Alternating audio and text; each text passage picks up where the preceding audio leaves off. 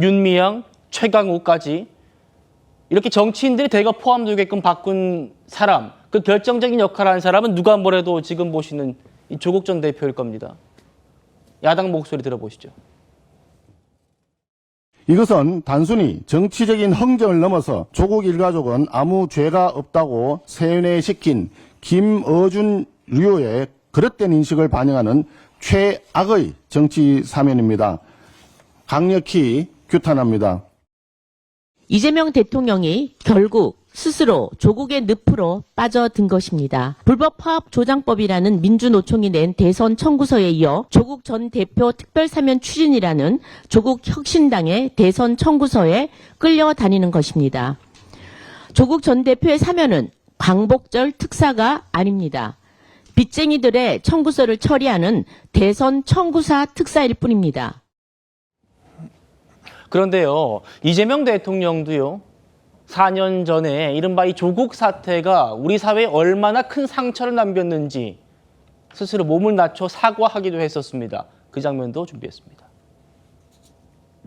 조국 장관에 대해서는 여전히 이제 우리 더불어민주당이 그간의 국민들로부터 외면받고 또 비판받는 문제의 근원 중에 하나인데요. 민주개혁 진영은 사실은 더 청렴해야 되고 작은 하자조차도 더 크게 책임져야 되는 게 맞습니다. 너무 억울하다, 지나치다, 또 왜 우리만 갖고 그러느냐 이런 태도가 아마 우리 국민들께서 더불어민주당을 좀 질책하는 주원이 됐을 것 같습니다. 소위 내로남불이라고 하는 것도 그런 것일 테죠. 공정성에 대한 기대를 훼손하고 또 실망시켜드리고 아프게 한 점은 변명의 여지가 없는 잘못입니다. 제가 할 수 있는 범위 내에서는 아주 낮은 자세로 진지하게 사과드립니다.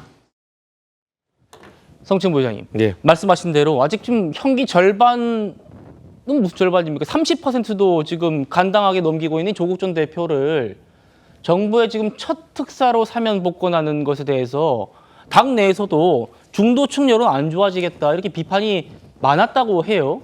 그런데 이재명 대통령이 4년 전에 저렇게 얘기했던 것과 반대로 결정한 이유, 이거 지금 정말 대선 청구서 때문입니까? 야당 주장대로? 아니요, 그렇다고 보지는 않고요. 사실 당내에서도 이 조국 전 장관을 비롯한 지금 논란이 되고 있는 분들의 사면 문제에 대해서 다양한 의견들이 있었습니다. 근데 그 기류가 원래는 초반만 하더라도 첫 번째 이 광복절 때는 경제사법 위주로 해야 된다. 정치인은 최대한 사면을 대상에서 제외하자라는 의견들이 저는 친명 의원, 주류 의원들 입에서 좀 나왔었거든요. 왕왕 나왔기 때문에 그런 분위기가 있구나라고 느껴졌는데 이 기류가 한번 싹 바뀐 게 결정적인 계기가 저는 그 송원석 원내대표의 문자 사건이라고 봐요. 그러니까 송원석 원내대표 지금 국민의힘에서는 아까 다양한 영상들을 통해서 지금 뭐 조국 전 장관과 뭐 여러 그 사면 대상자들을 향해서 무슨 뭐 독립운동가냐 뭐 이런 얘기들을 하고 계신데, 그럼 송원석 원내대표의 그 문자 사건에서 사면을 해달라고 했던 그분들은 뭐가 다릅니까? 정찬민 전 의원도 그렇고 정찬민 전 의원은 뇌물죄로 징역 7년 받았던 분이고요. 네. 홍문정 전 의원도 횡령 혐의, 뇌물 혐의로 징역 4년 6개월 받았던 분입니다. 지금 오히려 지금 진보 진영에서 논란이 됐던 분들보다 법적 형량은 훨씬 더 높은 그런 무거운 죄를 그래서 송원석 대표가 굉장히 비판받았고 철회까지 했죠. 그렇죠. 그러니까 사실상 그건 드러나지 않았다면 철회를 안 했겠죠. 그러니까 우리가 뭐 공개해서 강훈식 비서실장이 공개해서 철회된 게 아니잖아요. 본인의 실수로 본인이 기자에게 포착이 돼서 철회를 한 거지. 사실상 그러면은 그런 사람들을 저쪽에서는 그런 형량이 높은 사람들도 추천을 하는데 왜 우리는 이 사람들을 사면해주지 못하느냐라는 아마 내부에서의 여론이 목소리에 힘이 실린 겁니다. 저는 그래서 원래 송원석 원내대표 문자 전에는 이번에는 8.15 때는 하지 말자는 의견이 저는 더 많이 들었어요. 네. 그렇기 때문에 이 기류가 확 바뀌는 걸 보면서 저쪽의 패착을 오히려 좀 어떻게 보면 이용하려는 거구나. 여론 자체가 지금 사실 보수 지지층에서도 아니 뭐 민주당과 여당과 그렇게 싸운다고 하면서 뒤에서는 저런 거래를 하고 있었네라는 네. 그런 실망스러운 여론들이 많았기 때문에 그런 것들이 좀 전 흐름을 바꾸지 않았겠는가. 아까 앵커께서 말씀하신 것처럼 대통령이 4년 전에 말씀하신 걸로 봤을 때 대통령도 상당한 부담을 느끼고 있을 겁니다. 네. 이거를 결정하게 될 경우 본인이 4년 전에 했던 발언과도 배치되는 부분도 그렇죠. 있기 때문에 그런 부분들 지금 당내에서 근데 제가 말씀드린 것처럼 기류가 바뀌어서 좀 들끓는 여론이 당내에서 많기 때문에 진보 진영에서 많기 때문에 그런 것들을 종합적으로 어떤 판단을 10일 날 내리실지 지금 참 곤란한 상황이실 거라 생각합니다. 예, 결국 송원석 대표에게 또 화살도 가는군요. 조국 전 대표가 사면 복권 받게 되면 당장에 내년에 있는 지방선거에도 선수로 뛸 수 있습니다. 황운하 의원 목소리 들어보시죠.